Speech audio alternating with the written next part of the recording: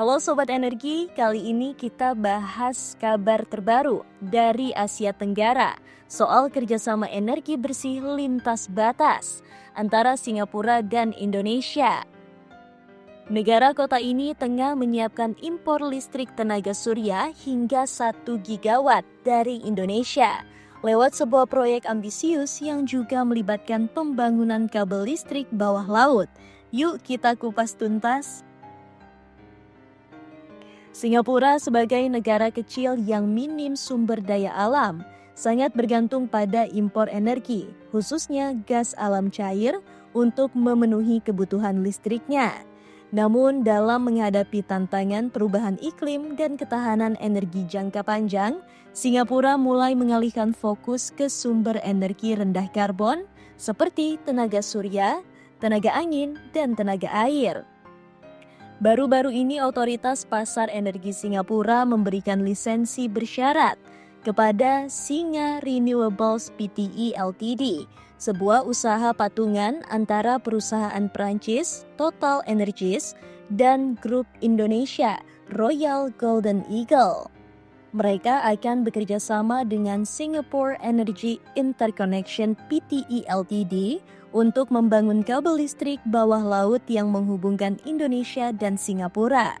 Proyek ini memungkinkan Singapura mengimpor listrik tenaga surya langsung dari Indonesia.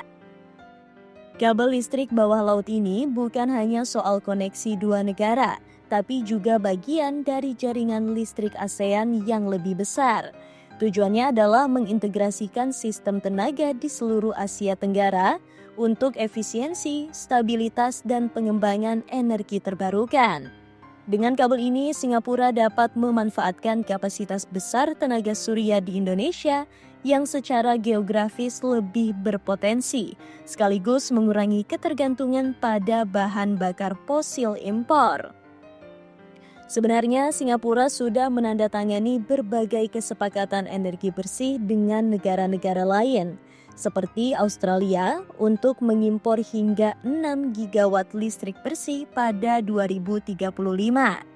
Selain tenaga surya dari Indonesia yang diperkirakan mencapai 3,4 gigawatt, Singapura juga tengah menjajaki tenaga angin dari Vietnam dan tenaga air dari Malaysia.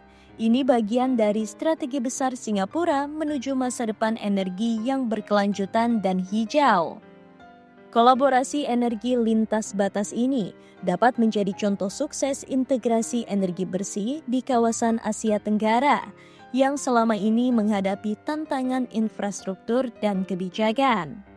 Selain mendukung target pengurangan emisi karbon global, proyek ini juga membuka peluang investasi dan pengembangan teknologi energi terbarukan di kedua negara.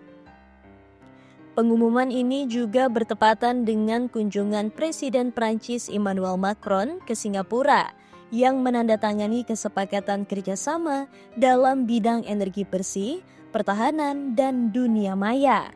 Kolaborasi ini memperkuat posisi Singapura sebagai pusat energi dan teknologi di Asia, sekaligus mempererat hubungan dengan mitra internasional. Jadi, bagaimana menurut kamu? Apakah proyek impor tenaga surya dari Indonesia ke Singapura ini bisa menjadi model kolaborasi energi masa depan?